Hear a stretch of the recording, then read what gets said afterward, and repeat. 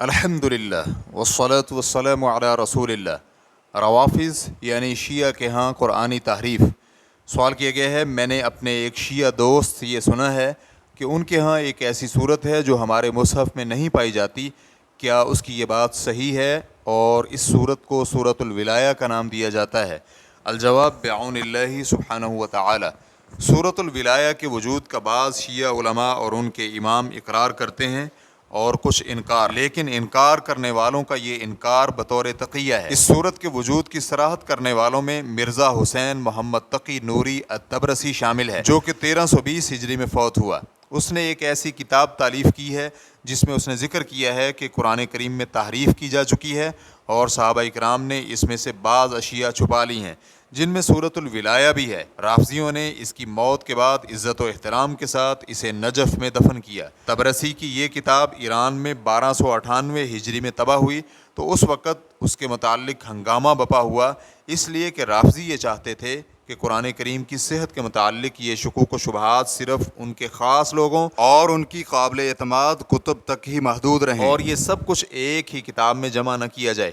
طبرسی اپنی کتاب کے شروع میں کچھ اس طرح رقم تراز ہے۔ یہ ایک شریف صفر اور لطف والی کتاب ہے جس کا نام فصل الخطاب فی اثبات تحریف کتاب رب الارباب، رب الارباب کی کتاب میں تحریف کے اس بات کا فیصلہ کرنے والا خطاب رکھا گیا ہے۔ اس نے اس میں ان آیات اور صورتوں کا ذکر کیا ہے جن کے بارے میں اس کا گمان ہے کہ صحابہ اکرام نے انہیں حذف کر دیا اور انہیں چھپا دیا تھا، اور سورۃ الولایہ بھی انہی میں سے ایک ہے۔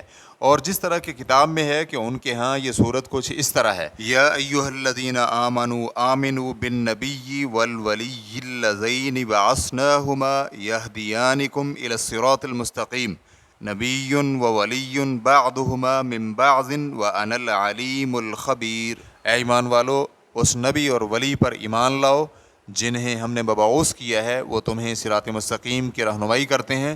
وہ نبی اور ولی ایک دوسرے میں سے ہیں اور میں جاننے والا اور خبردار ہوں۔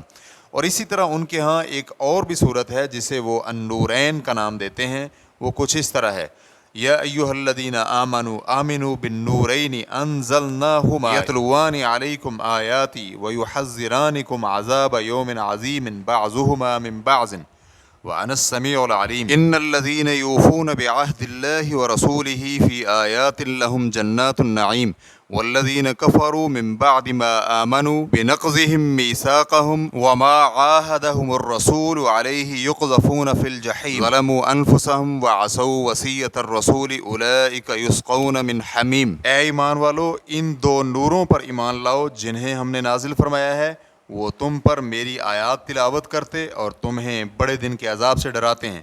وہ دونوں ایک دوسرے میں سے ہیں اور میں سننے والا جاننے والا ہوں۔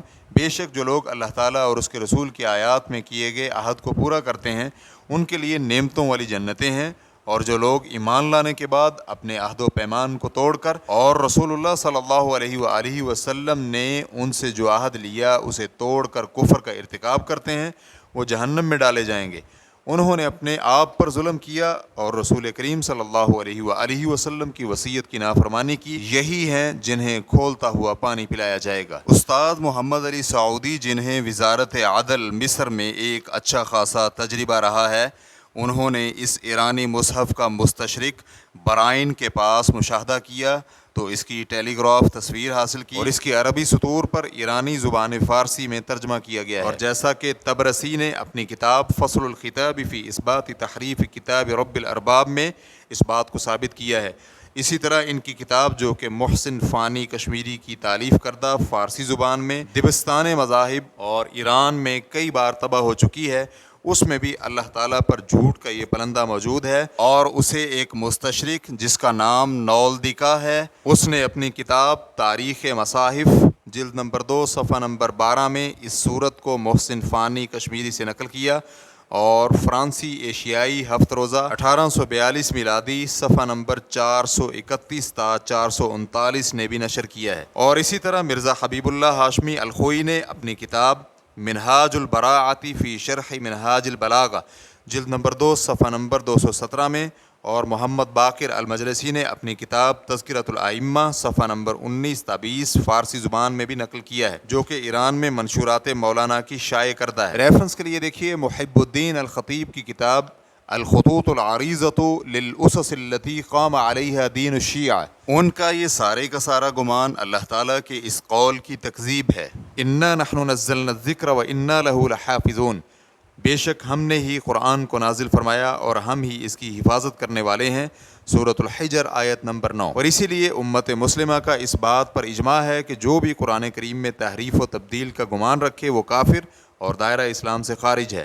شیخ الاسلام ابن تیمیہ رحمہ اللہ فرماتے ہیں، اور اسی طرح جو بھی ان میں سے یہ گمان رکھے کہ قرآن کریم میں کوئی نقص یا پھر اس کی کوئی آیت چھپائی گئی ہے، یا یہ گمان رکھے کہ اس کی کچھ باطن تعویلیں ہیں جو کہ مشروع اعمال کو ساقط کر دیتی ہیں وغیرہ، تو یہ سب کرامتی اور باطنی ہیں، اور اسی طرح تناسخی بھی ہیں، جن کے کفر میں کسی قسم کا کوئی بھی اختلاف نہیں ہے۔ ریفرنس کے لیے دیکھیے الصوارم المسلول جلد نمبر 3 صفحہ نمبر 1108 تا 1110۔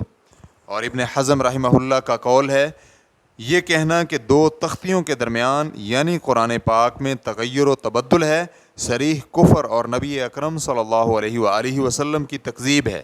ریفرنس کے لیے دیکھیے الفصل فی الاہواء والملل والنحل جلد نمبر 4 صفحہ نمبر 139۔ واللہ تعالی اعلم۔ اسلام QA ریکارڈنگز مؤسسۃ الشیخ محمد صالح المنجد، المملکۃ العربیۃ السعودیہ، فتویٰ نمبر 21500۔ والسلام علیکم ورحمۃ اللہ وبرکاتہ۔